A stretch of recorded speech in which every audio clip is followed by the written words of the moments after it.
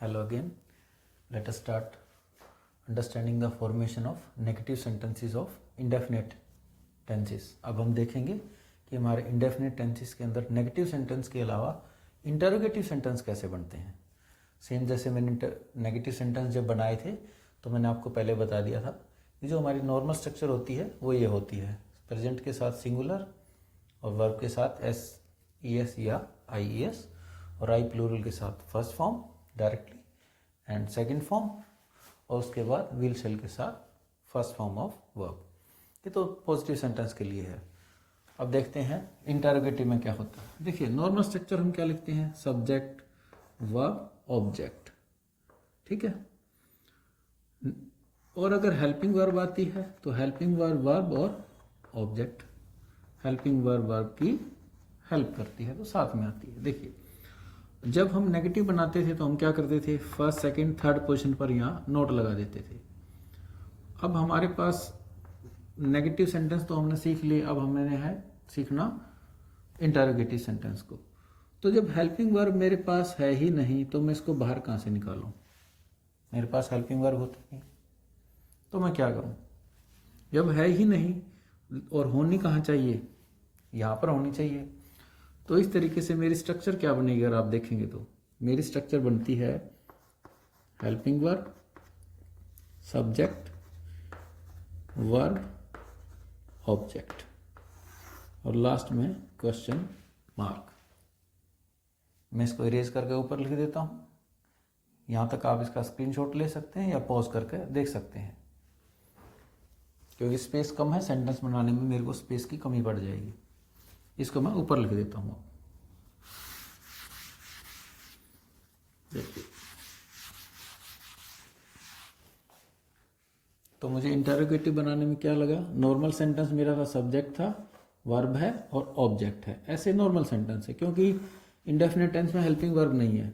तो helping verb शुरू में लगा के ये मैंने लगा दी शुरू में हेल्पिंग वर्ब. ये मेरा बाकी सेंटेंस यूं का यूं रह गया और लगा दिया इंटरोगेटिव. तो इंटरोगेटिव बनाना कितना आसान है. आप हेल्पिंग वर्ब को बाहर रखिए और आपका बन गया. और हर एक सेंटेंस के अंदर वर्ब की फर्स्ट फॉर्म आएगी. और हेल्पिंग वर्ब किसकी थी, देखिए प्रेजेंट के अंदर मैंने हेल्पिंग वर्ब ली थी डू की फॉर्म्स या फिर डज की फॉर्म ली थी. अब डू मेरा किसके साथ है, जहाँ पर खाली फर्स्ट फॉर्म है. सिंगुलर के साथ ये वाला केस है. सेम वही यहीं पर भी रहेगा.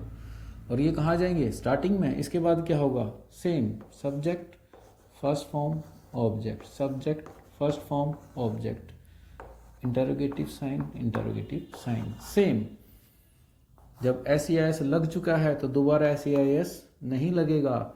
जिस तरीके से नेगेटिव सेंटेंस में मैंने नोट लगा दिया था, यानी डज नोट लगा दिया था या डू नोट लगा दिया था, उसके बाद फर्स्ट फॉर्म लगी थी. यहाँ पर भी फर्स्ट फॉर्म ही लगेगी आपकी.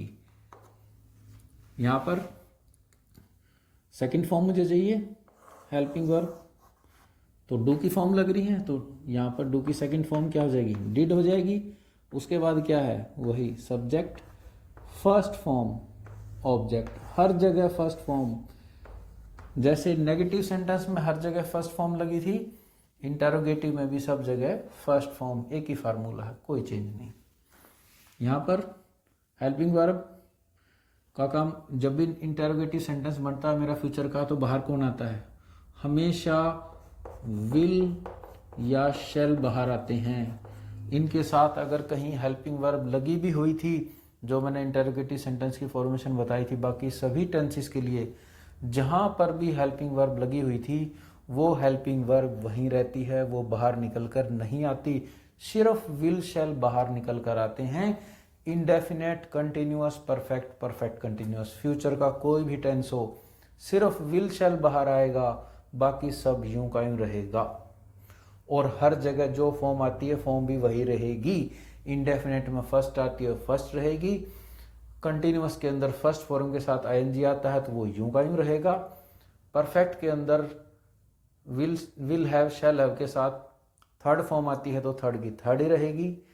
परफेक्ट कंटिन्यूअस में will have been shall have been के साथ फर्स्ट फॉर्म के साथ आईएनजी आता है सिर्फ विल शैल बाहर आएगा, बाकी यूं का यूं, कोई वर्ब के अंदर चेंज नहीं है, जिसकी जो है यूं की रहेगी।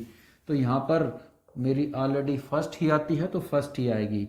विल शैल बाहर आया, उसके बाद मेरा सब्जेक्ट, उसके बाद मेरी जो मेन वर्ब है फर्स्ट फॉर्म, फिर ऑब्जेक्ट और साइन ऑफ इंटरोगेशन। देखिए यहाँ पर भी यही, यहाँ पर भी यही और यहाँ पर भी यही, सब जगह फर्स्ट फॉर्म फर्स्ट फॉर्म। कहीं पर दोबारा सेकंड फॉर्म ना लगाएं, दोबारा SEIS ना लगाएं, एक ही फार्मूला सबका देख लीजिए। यही यहाँ पर है, यही यहाँ पर है और यही यहाँ पर है। इसके बाहर ये बना रही हैं, इसके बाहर ये बना रही हैं, इसके बाहर ये बना रही हैं। अब सेंटेंस लिख देता हूँ आपका, पहले पॉजिटिव सेंटेंस लिखता हूँ नॉर्मल, फिर उसको कन्वर्ट करते हैं, तब अच्छे से समझ में आता है। देखिए मैं सेंटेंस लिखता हूँ हमारा भाई normal sentence, he goes to school, present के यहाँ लिख लेंगे। अब देखिए मुझे क्या करना है, सब्जेक्ट मेरा वहीं रहेगा, गोज वाला है यानी डज वाला लगेगा, सब्जेक्ट सिंगुलर है तो मैं बाहर का लिखूंगा इसके। अब मैं लिख दूंगा यहाँ पर डज, डज। उसके बाद देखिए सब्जेक्ट वहीं का वहीं, गोज का क्या हो गया, फर्स्ट फॉर्म लगेगी, SEIS हट गया, स्कूल। उसके बाद साइन ऑफ इंटरोगेशन। देखिए ये मेरा वही बन गया, सब्जेक्ट सब्जेक्ट, फर्स्ट फॉर्म, उसके बाद ऑब्जेक्ट, सब जगह यही। हेल्पिंग वर्ब को बाहर रखिए, subject first form object. This is your final formula for all the interrogative sentences. देख लीजिए यही यहाँ पर है, यही यहाँ पर है, यही वहाँ पर है। देख लीजिए लगा दिया।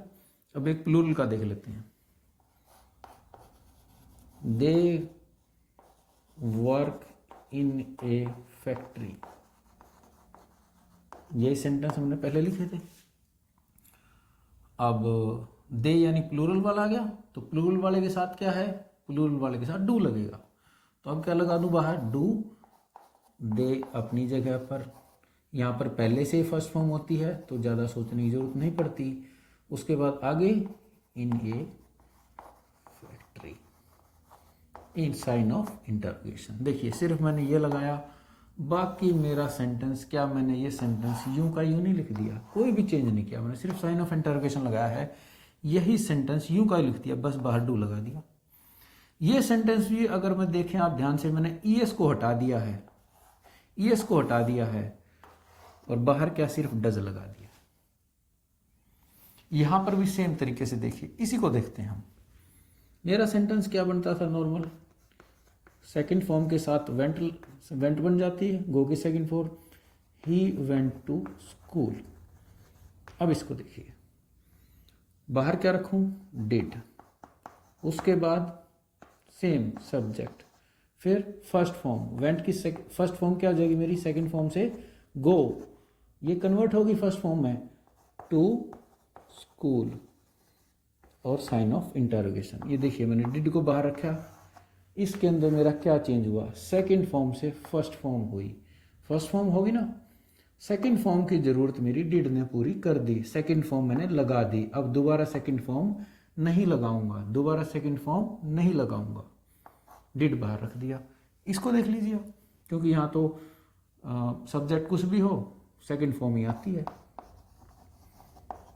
They worked in a factory, normal sentence positive, क्या करूं, सिंगुलर प्लूरल को कोई फर्क नहीं पड़ता, सबके लिए डिड ही आता है, डिड बाहर रखा और यूं का यूं, दे बन गई फर्स्ट फॉर्म, वर्क और उसके बाद इन ए फैक्ट्री, यूं का यूं, साइन ऑफ इंटरोगेशन। देखिए अब फ्यूचर का देख लेते हैं इस तरीके से। फ्यूचर का में हमने क्या क्या सेंटेंस लिखे थे, आपको ध्यान देखिए।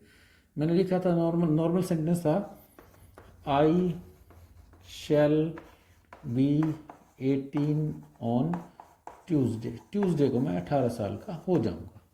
अब इसका इंटरोगेटिव क्या बनाएंगे हम, विल शैल बाहर आता है, मैंने शैल को बाहर ले लिया, सब्जेक्ट उसके बाद आ गया आई, उसके बाद मेन वर्ब बी, उसके बाद ऑब्जेक्ट यूं का you object, sign of interrogation. Shall I be 18 on Tuesday, क्या ट्यूसडे को मैं 18 साल का हो जाऊंगा? हाँ, आप 18 के हो जाएंगे। एक और सेंटेंस देखते हैं इसका।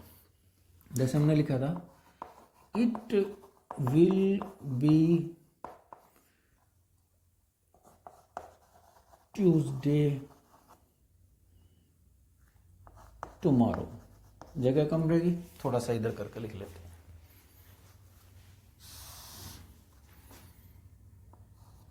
इट विल बी, ट्यूसडे को मैं शॉर्ट फॉर्म में लिख रहा हूँ, ट्यूसडे स्पेस की वजह से TOMORR, टुमारो। ठीक है, इसका इंटरोगेटिव बनाइए, क्या होगा? विल शैल बाहर आते हैं, बाहर आ जाएगा। विल सब्जेक्ट दूसरी पोजीशन पहुंच जाएगा, विल शैल बाहर, सब्जेक्ट अपनी, विल इट, बाकी यूं का यूं, बी ट्यूसडे टुमारो, यूं का यूं, और साइन ऑफ इंटरोगेशन। देखिए यहां पर क्या हुआ है, विल शैल बाहर आए हैं, बाकी सेंटेंस आपका यूं का यूं हुआ है, क्योंकि यहां पर विल शैल होते हैं तो वो बाहर आ गए, बस बाकी यूं का यूं। नॉर्मल सेंटेंस आपका क्या होता है, यहाँ पर आप सब्जेक्ट लिखते, उसके बाद आप सब्जेक्ट के बाद आप विल या शैल लगाते, फिर उसके बाद फर्स्ट फॉर्म वर्ब की लगती और ऑब्जेक्ट होता। अब आपने क्या किया, इसको उठा के बाहर कर दिया, बस बाकी यूं का यूं। I hope these are clear to you. Thank you.